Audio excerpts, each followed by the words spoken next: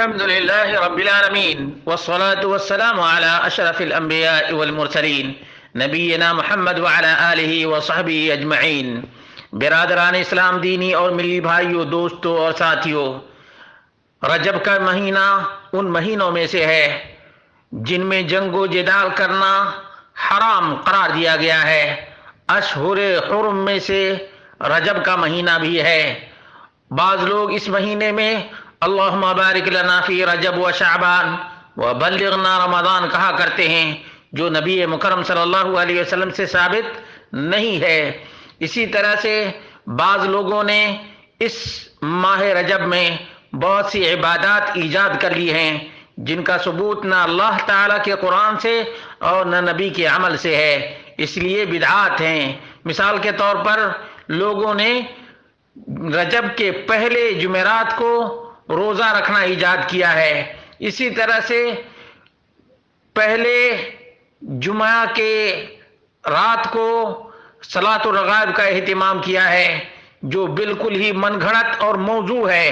اسی طرح سے بعض لوگوں نے اس ماہ رجب میں عمرہ کو کار ثواب سمجھا ہے، حالانکہ اللہ کے رسول صلی اللہ علیہ وسلم نے اس مہینے میں خاص کر عمرہ نہیں کیا ہے۔ بعض لوگ اس مہینے میں جانور ذبح کرتے ہیں جس کو عتیرہ کہا جاتا ہے، جو منسوخ ہے، زمانہ جاہلیت میں سے یہ چلا آ رہا ہے۔ اسی طرح سے کچھ لوگ شب معراج مناتے ہیں اور اس کا اہتمام کرتے ہیں، جبکہ اللہ کے رسول صلی اللہ علیہ وسلم معراج پر گئے اور واپس آئے۔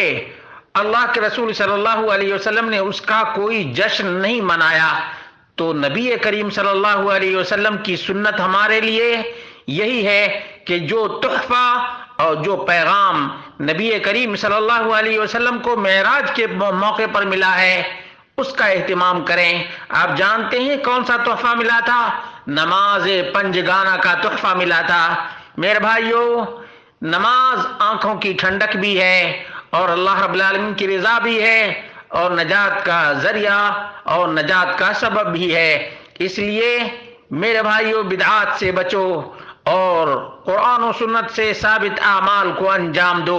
اللہ تبارک و تعالیٰ کی رضا بھی ملے گی اور اللہ کے رسول صلی اللہ علیہ وسلم کی سنت کا اجر و ثواب بھی ملے گا۔ میرے بھائیوں، دوستوں اور ساتھیوں، اللہ رب العالمین نے ظلم کو حرام قرار دیا ہے اور فرمایا فَلَا تَظْلِمُوا فِيهِنَّ أَنفُسَكُمْ، اپنے آپ پر ان مہینوں میں ظلم مت کرو۔ ظلم کی 4 قسمیں ہیں۔ ایک تو اللہ رب العالمین کے حق میں جو ظلم کیا جاتا ہے وہ یہ ہے کہ اللہ رب العالمین کے ساتھ کسی بھی چیز کو شریک ٹھہرایا جائے، ان الشرک لظلم عظیم۔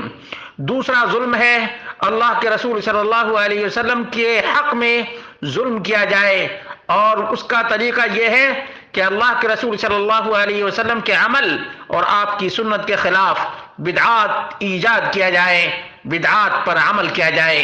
اسی طرح سے چوتھا ظلم یہ ہے کہ کبائر، بڑے بڑے گناہوں کا ارتکاب کیا جائے اور اپنے نفس کے اوپر ظلم کیا جائے، اور اسی طرح سے صغائر، گناہ صغیرہ پر اصرار کیا جائے، یہ بھی ظلم ہے۔ اور یہ بھی ظلم ہے کہ کسی کے مال کو کھائے، کسی کے خون کو بہائے، کسی کی عزت کی دھجیاں اڑائے۔ اس لیے مسلمانوں، اللہ رب العالمین سے ڈرو۔ اللہ کے رسول صلی اللہ علیہ وسلم نے جن عبادتوں کو انجام دیا ہے وہی مومنوں کے لیے کافی ہے۔ اس میں اضافہ کرنا اور اس میں احداث کرنا یقیناً اللہ تبارک و تعالیٰ کی ناراضگی کو مول لینا ہے۔ اللہ رب العالمین نے فَلَا تَظْلِمُوا فِيهِنَّ أَنفُسَكُمْ، ابن عباس کہتے ہیں لا تظلموا انفسکم فی کل الشہور ثم اختص من ذلك 4 اشہر فجعلهن حرما وعظم حرماتها وجعل الذنب فيهن اعظم والعمل الصالح والاجر اعظم۔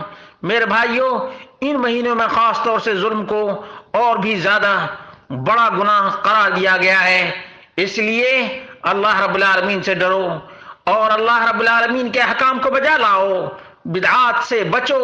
بدعات اس طرح سے ہے جس طرح سے فصل کو تباہ کرنے کے لیے گھاس پھوس اگ جاتی ہے اور فصل کو تباہ کر دیتی ہے، اسی طرح سے بدعات اور خرافات یہ نیکیوں کو برباد کر دیتی ہیں اور اللہ رب العالمین سے دور کر دیتی ہیں، اور نبی مکرم صلی اللہ علیہ وسلم کی ناراضگی کو دعوت دیتی ہیں۔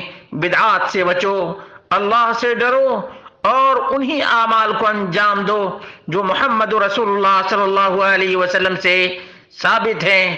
وما توفیقی الا باللہ۔